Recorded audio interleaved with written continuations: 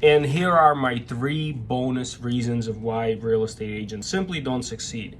Number 1, they don't know how to manage, or this would be number 4, they don't know how to manage their schedule. They think that they could just get up and go have lunch anytime they want, they could take breaks anytime they want. They don't know how to have a focused schedule.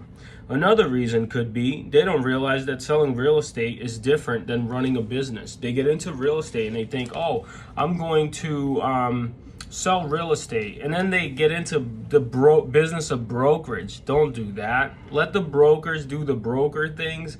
Take your commission splits, and you can make more money by just going out there and being a real estate salesperson. So they forget that it's a sales business. You're not in a brokerage business, so just don't get into it, because running a business is different than selling real estate. And last one for my bonuses.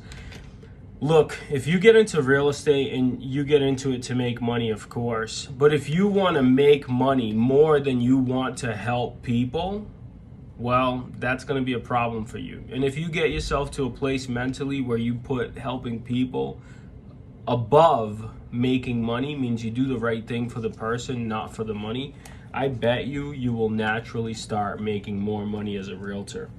Our agents on our teams have made over 100, over 200,000, and if you want to do that, you know who to call.